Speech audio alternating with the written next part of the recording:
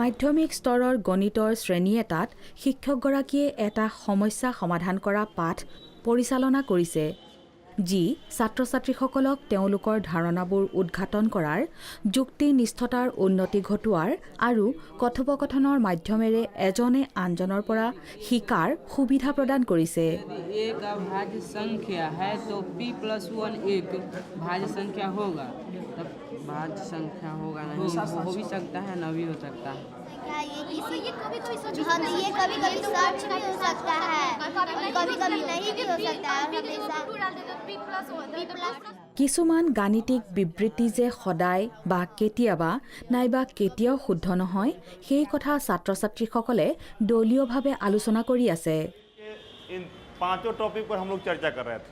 हम लोग इससे एक कदम और आगे बढ़ते हुए, अपनी समझ को एक कदम और आगे बढ़ाते हुए, यानी कि एक मैथमेटिशियन कैसे सोचता है उसकी ओर अग्रसर होते हुए एक कदम और आगे हम लोग इन 3 पॉइंट पर, पॉइंट नंबर 2, पॉइंट नंबर 3 और पॉइंट नंबर 4 যুক্তিৰে তেওঁলোকে এজনে আনজনক বিশ্বাস জন্মাব লাগিব।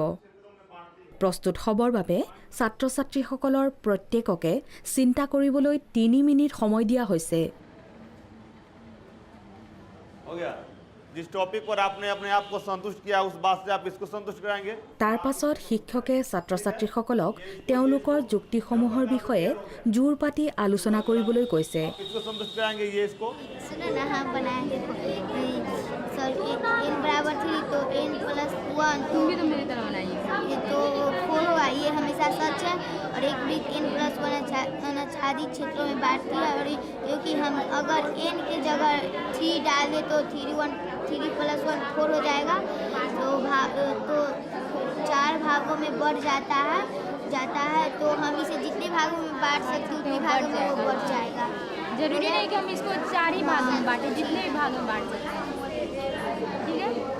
जितने भागों में बांट सकते उतने भागों में बढ़ सकते हैं। अगर त्रिभुज के बाहर सर्वांशम होगा कब?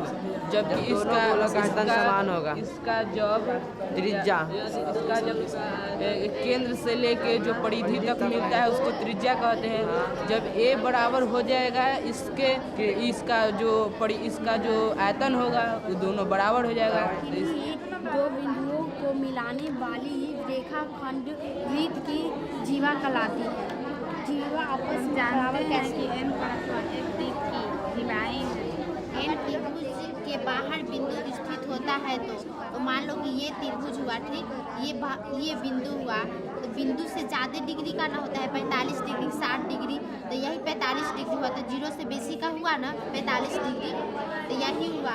कैसे होगा इसको हम देखो, सर्वांशम उसे कहते हैं जो एक चित्र को पूरी तरह ढक ले। जब इसका आयतन और पृष्ठक्षेत्रफल दोनों का समान है, दोनों का त्रिज्या और व्यास दोनों समान है, तो इससे यह सिद्ध होता है कि ये दोनों सर्वांशम है। इस रिजल्ट को आप अपने आप को ছাত্ৰ-ছাত্ৰীসকলে যদিহে এজনে আনজনৰ যুক্তিসিদ্ধতাৰ প্ৰতি সন্তুষ্ট হৈছে, তেন্তে শিক্ষকে তেওঁলোকক হাত দাঙিবলৈ কৈছে। कौन ग्रुप संतुष्ट हुआ और कौन सा टॉपिक पर संतुष्ट हुआ? हाथ उठाइए, चलिए चलो। यदि 2 गोलकों का आयतन एक समान होगा तो वो सर्वांशम होगा। अच्छा। ये टॉपिक पर हम समान। ये यानी कि यदि 2 गोलकों का आयतन एक समान हो तो गोलक सर्वांशम क्यों होता है? यस।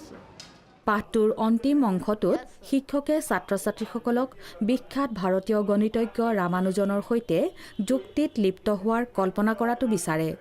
তাৰ বাবে ছাত্ৰ-ছাত্ৰীসকলে তেওঁলোকৰ যুক্তিসমূহ বিশ্বাসযোগ্য কৰি তুলিবলৈ অধিক কষ্ট কৰিব লাগিব। आप दोनों ने खूब चर्चा किया। Yes sir. आपको अब শিক্ষকে এটা জোৰাক তেওঁলোকৰ মতামতসমূহ উপস্থাপন কৰিবলৈ আমন্ত্ৰণ জনায়। रामानुजन कहने का मतलब ये है कि वह एक बहुत बड़ा गणितज्ञ है और उसकी थिंकिंग बहुत बड़ा ऊपर है। अब आपको उसको संतुष्ट करना है। पहले हम 2 गोला सर्वांशम हम उसे कहेंगे कि जो अपने आप को पूरा ढक ले। अब जिससे इसका दोनों का आयतन बराबर, हम इसका त्रिज्या को 3 मानते हैं, दोनों की त्रिज्या को। अगर हम दोनों का त्रिज्या का इसका फॉर्मूला गोले का आयतन होता है 4/3 πr³। अगर हम उस पर त्रिज्या रख कर बनाएंगे तो हमें दोनों का आंसर 36 πcm³ आता है। तो इससे यह होता है कि दोनों का आयतन समान है, तो वो सर्वांशम होगा। फिर इसका पृष्ठ क्षेत्रफल आप निकाले तो कैसे निकाले? देखिए अब ये भी अगर हम 3 सेंटीमीटर रखकर अगर हम इसका त्रिज्या निकालेंगे तो इसका फॉर्मूला हो जाएगा 4 पाई आर स्क्वायर। अगर 4 पाई आर स्क्वायर रख के बनाएंगे तो मेरा आ जाएगा 36 पाई cm स्क्वायर, जो दोनों का इतना ही आता है। इससे भी हमें पता चल रहा है कि सर्वांग है। चलिए बहुत अच्छा। और कोई ग्रुप और कोई पेयर जो खुद को राजी किया? শিক্ষকে ছাত্ৰ ছাত্ৰীসকলক প্ৰশংসা কৰে আৰু পৰৱৰ্তী মতামত প্ৰদান কাৰ্যসূচীলৈ আমন্ত্ৰণ জনায়। वृत्त की जीवाएं वृत्त के n+1 पे अनाक्षित क्षेत्रों में बांटती है। तो अगर n की जगह पे हम 3 ये लगते पहले आप हैं, आएंगे कि क्या होगा, ये हमेशा सच, कभी कभी सच या कभी सच? ये हमेशा सच होगा, क्योंकि अगर हम n की जगह पे अगर 3 आते हो 3+1 = 4 आता है, तो हम उसे 4 भागों में बांट सकते हैं। तो ये 3 तू बोली ना 3+1, तो ये 3 कैसे हुआ, फिर 1 कैसे हुआ, ये बताओ हमको। जैसे कि हम इसको वृत्त बनाए ना, हाँ और वृत्त में जैसे कि अगर 3 रेखा खींचे ना, हाँ। 1 2 3 4 4 भागों में बट गया। हाँ। जैसे n की जगह पर अगर हम 3 डालते हैं तो 3+1 = 4 आ गया ना, तो वो 4 भागों में बट जाएगा। সমস্যাৰ সমাধান কৰা, পতিয়ন নিওৱা কৌশল আৰু ছাত্ৰ ছাত্ৰীক ব্যস্ত কৰি ৰাখিব পৰাটোৱেই এই পাঠত আছে। পাঠ্যক্ৰমত থকা দুটা বিষয় ভাবি উলিয়াওক যিয়ে একেধৰণৰ যুক্তিতৰ্কৰ অৱতাৰণা কৰে। हुआ या त्रिभुज का, उसको हम वृत्त का जीवा कैसे